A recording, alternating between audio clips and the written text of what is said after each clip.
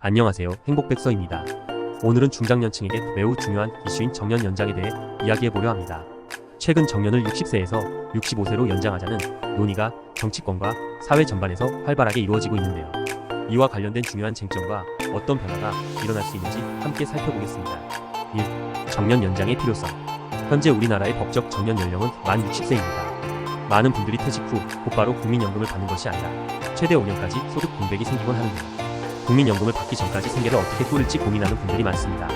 이런 이유로 정년을 연장하자는 목소리가 커지고 있습니다. 퇴직 후 소득이 끊겨 경제적 어려움에 처하지 않도록 정년을 65세까지 늘리자는 주장이 정치권에서 제기되고 있죠. 노인 빈곤 문제의 심각성.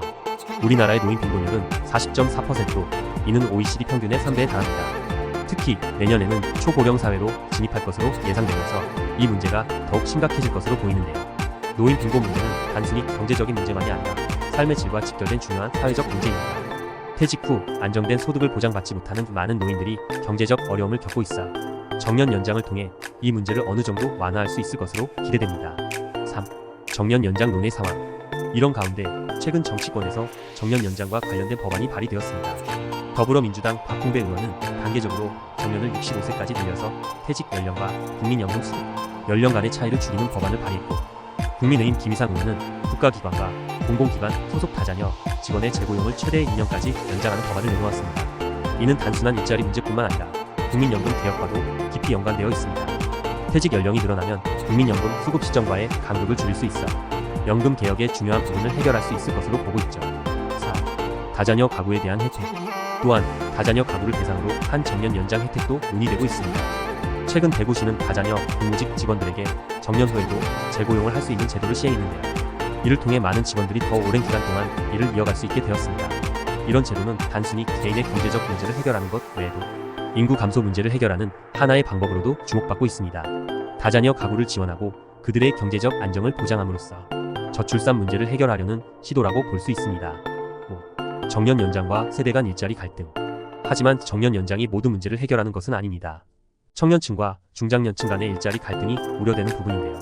중장년층이 더 오랫동안 일을 하게 되면 청년층이 진출할 수 있는 일자리 기회가 줄어드는 것이 아닌가 하는 걱정도 있습니다. 그러나 전문가들은 세대 간 일자리 갈등은 생각보다 크지 않다고 말합니다. 중장년층이 담당하는 직무와 청년층이 맡아야 할 직무는 차이가 크다는 것이죠.